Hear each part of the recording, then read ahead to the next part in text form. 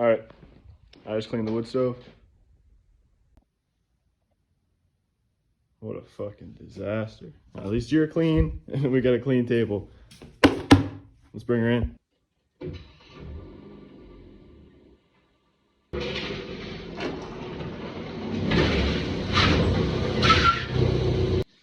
That's how that shit's done. All right. So today, we've got a lot of parts. If you look over here, we got a shit ton of parts for this Mazda 2. Or I guess Mazda 4. But still, we got inner and outer tie rods. We got, I don't even know where you are, sway bar links. We got the bearings. We have the hubs and the control arms.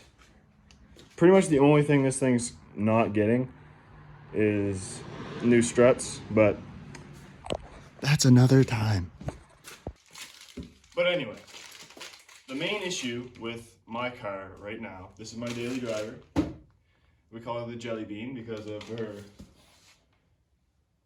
bean shape. But right now the problem is the sway bar end links. Whatever the fuck the technical term is. I don't know. Fuck you. I tell you what the technical term is. Anyway. And bearings. And I broke off a lug nut, a lug bolt. So that's what the hubs are for, and new lug nuts, because we're just gonna get this thing looking right fancy. First issue is I pulled it way too far over to the right. As you can see, I have a quite small garage. Not a mechanic garage. So I just gotta make do with the space that I have. Even though I'm not even a mechanic. Who would have fucking thought that? Anyway, enough of the nonsense. We're going to get the fire going. I'm gonna wait for my buddy to show up, and we are going to throw the parts in.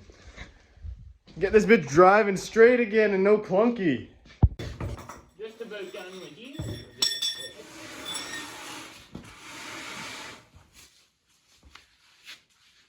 The wheel's off.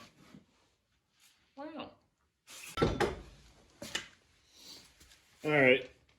We got the wheels off and she's off the ground. This is kind of not at all in the right position. Hold on.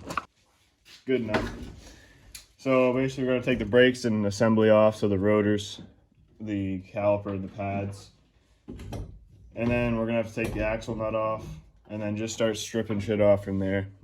Alright, now that the knuckle is out, we can start taking out other things like tie rods and the sway bar links, which those they're a little play, but these are what is probably causing the most issue. Actually, speaking of which, Do those come with new bearings? they do. Alright, so now we're going to put the sway bar links in. These are the new ones. They should just come right into the fucking package here. And the old ones are aluminum. Can you hand me that one? They are aluminum. Here, I'll give you the jack stand. We're just going to do a bit of a durability test here. So these are the brand new steel ones. You know, they're pretty strong. If you take these ones here, you just go. Now they're a bit fucking bent. So the Mazda stock ones are aluminum, the cast aluminum, so they're weak as hell. And I'm pretty sure if you just like, yeah, they're a bit weak. So let's get these new ones installed and bolted in.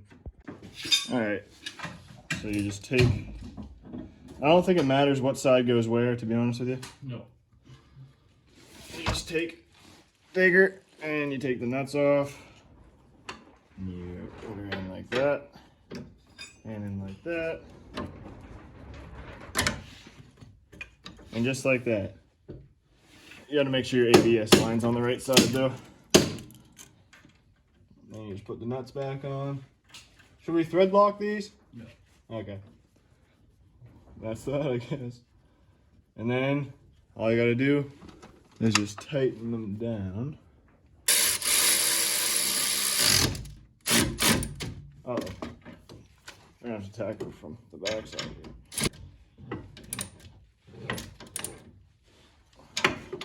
And just like that, new sway bars are installed. Now let's move to the bottom control arm.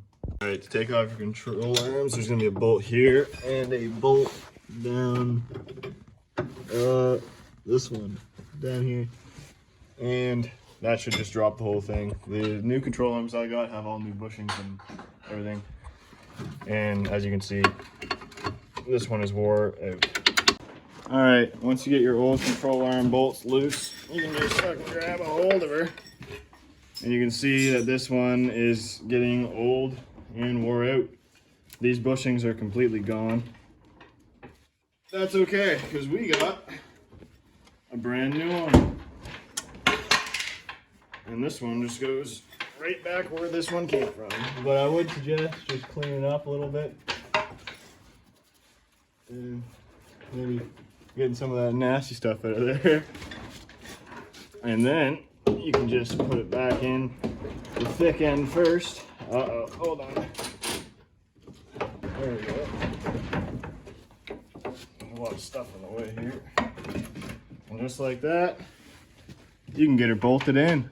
And once all the bolts are in, the brand new control arm's in, you can take off the ball joint cap and just like, perfect. Now we're gonna take our knuckles out to get pressed so we can put the new hubs and bearings in. And then we can start putting this thing back together. Now the bottom control arm is in, the new sway bar link is in, and everything else is all tied up except for the tie rod and inner tie rod. I could not get those out. I'm probably just gonna make a shop do it. Yep, sounds good. Because that's fucking hard. Alright, that's pretty much it. We got all the parts on except for the tie rods, but she runs great. As you can tell, it is not the same day. I've been driving her for 2 days now. Clunking is still there. That's to be expected. It's going to need some suspension work, as in it needs new struts, but that'll all be in next episodes. For now, we got the transmission. As you can see here, we got everything that I need to make my automatic car, yeah, boohoo, into a manual. All of these parts here are from a identical car from a 2011 Mazda 2 that was a manual 5-speed, and I bought that car, stripped it completely down, and here's a picture here of what I did to it, and then I gave it to the junkyard. Mainly because I fucked it up beyond all repair. It was pretty, but anyways, this I will be replacing all these hard lines here and this soft line, and probably this, you know what, I'll just replace the whole slave cylinder action. This here, this should all bolt right up into my car, other than these I don't know, sensors, the wee-woo, yeah, anyway. And this all bolts up normal, except for the bottom mount, but whatever, you don't need that one. This is the flywheel out of that engine. There's nothing special about it. And this clutch I bought brand new for that car, just so we can move it in and out of my garage. It has seen a few burnouts, but other than that, it's brand new. All that being said, this will be in the next episode on the Mazda 2 series. If you guys enjoy so far, don't forget to leave a like. It basically helps me get to show people more of Mazda 2 content, because there's not a lot on YouTube or anywhere. So I'm trying to pioneer something here. But you can see what's going to happen in later episodes. And even later episodes, or maybe sooner than later, that K24 is going in the Mazda 2. And there's some more surprises I have. If you just take a quick peek out here. Yeah, that's all. That's for later episodes. Anyways, thank you guys for watching. And if you've made it this far in the video, subscribe. You've already shown that you like the video. Just go ahead and subscribe. Anyway, fucking transmission.